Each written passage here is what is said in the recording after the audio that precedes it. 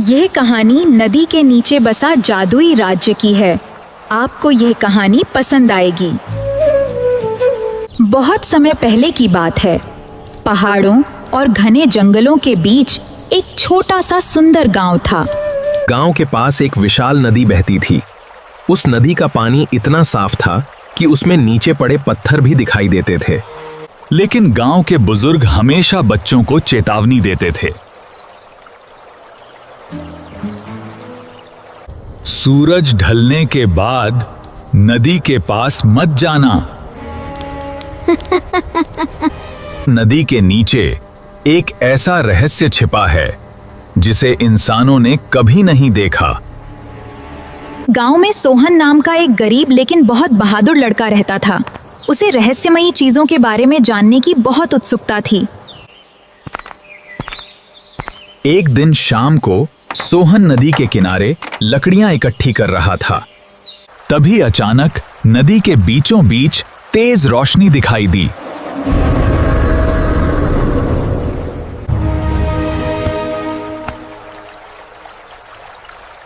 ये कैसी रोशनी है? वह धीरे धीरे नदी के किनारे आगे बढ़ा। तभी पानी के अंदर से एक चमकता हुआ सुनहरा पत्थर ऊपर आया और उसके पैरों के पास आकर रुक गया। सोहन ने उस चमकते हुए पत्थर को ध्यान से देखा। उसे समझ नहीं आ रहा था कि यह पत्थर आखिर आया कहां से था। सोहन ने बिना देर किए उस पत्थर को उठाने के लिए अपना हाथ आगे बढ़ाया। जैसे ही सोहन ने उस पत्थर को उठाया, नदी का पानी अचानक दो हिस्सों में बांट गया। सोहन की आंखें आश्चर्य से खुली रह गईं। पानी के बीच एक चमकता हुआ रास्ता बन चुका था। सोहन को थोड़ा डर लगा, लेकिन उसने हिम्मत नहीं छोड़ी।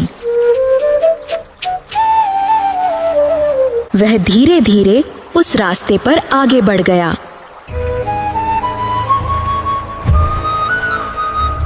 कुछ ही देर बाद उसे महसूस हुआ कि वह नदी के बिल्कुल नीचे पहुंच चुका था।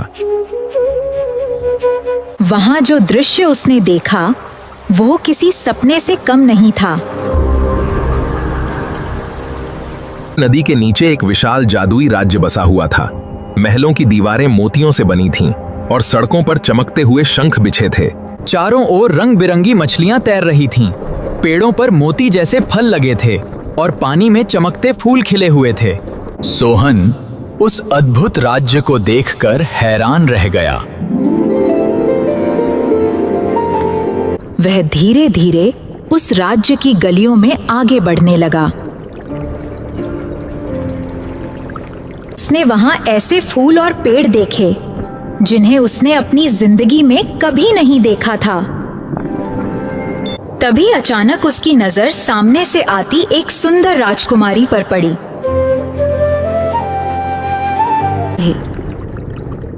तुम इंसानों की दुनिया से यहाँ कैसे आए?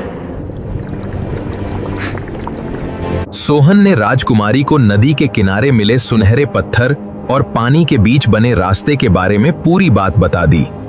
सोहन की बात सुनकर राजकुमारी का चेहरा अचानक गंभीर हो गया। तुम्हें यहाँ एक बहुत बड़े संकट ने बुलाया है।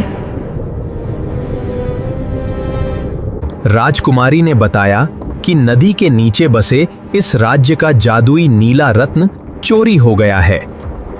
उस रत्न के कारण ही नदी का पानी स्वच्छ रहता था और जादुई राज्य सुरक्षित था। यदि रत्न वापस नहीं मिला तो कुछ ही दिनों में नदी का पानी काला पड़ जाएगा और जादुई राज्य हमेशा के लिए नष्ट हो जाएगा। तो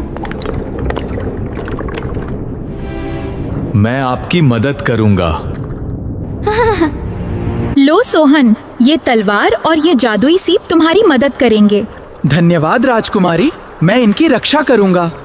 तुम्हें ये तलवार और ये शंख ध्यान से पकड़ने होंगे सोहन, तुम्हें उनकी जरूरत पड़ेगी। मैं उनकी रक्षा करूंगा राजकुमारी। कुछ दूर चलने के बाद वे एक अंधेरी गुफा के सामने पहुंचे। गुफा के अंदर चारों ओर अंधेरा था।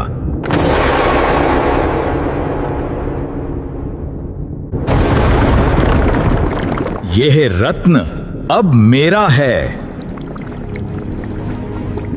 था मेरे पास ताकत है। नहीं सोहन, रुको, मुझे ये करना होगा। शक्ति से नहीं, बुद्धि से जीतना होगा। सोहन ने राजकुमारी की बात समझ ली। उसने तलवार नीचे कर दी और दैत्य से शांति से बात करने का फैसला किया। अगर तुम्हें ये रत्न चाहिए तो पहले मुझे बताओ कि तुम इसे लेकर क्या करोगे। दैत्य कुछ देर चुप रहा। उसने पहली बार सोहन की बात को ध्यान से सोचा। मैं इसे इसलिए चाहता हूं क्योंकि इस गुफा में हमेशा अंधेरा रहता है। मुझे रोशनी चाहिए। सोहन को दैत्य पर दया आ गई। उसने समझ लिया कि दैत्य बुरा नहीं था, वह सिर्फ अंधेरे से परेशान था।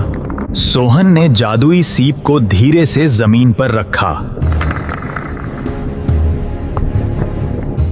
देखो, ये रोशनी यहाँ का हर दुख दूर कर देगी। दैत्य की आंखों में खुशी के आंसू आ गए। उसे पहली बार अपनी गुफा में उजाला दिखाई दिया।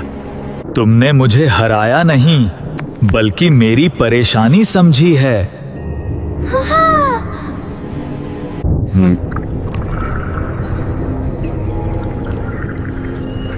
ये रत्न तुम्हारा है। सोहन और राजकुमारी रत्न लेकर राज्य में लौटने के लिए निकल पड़े। दोनों धीरे धीरे उस रास्ते से वापस जादुई राज्य की ओर चल पड़े।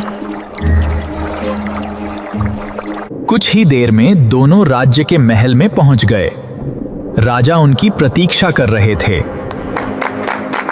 जैसे ही नीला रत्न अपने स्थान पर रखा गया, पूरा राज्य रोशनी से जगमगा उठा। नदी का पानी फिर से साफ हो गया और चारों ओर खुशियां फैल गईं। तुमने हमारे राज्य को बचाया है। बदले में जो चाहो मांग लो।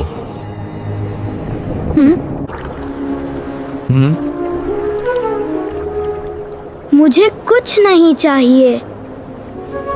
जब भी तुम्हारे गांव की नदी खतरे में होगी, ये मोती चमक उठेगा। धन्यवाद महाराज। सोहन वापस अपने गांव लौट आया। अगली सुबह गांव वालों ने देखा कि नदी पहले से भी अधिक साफ और चमकदार थी।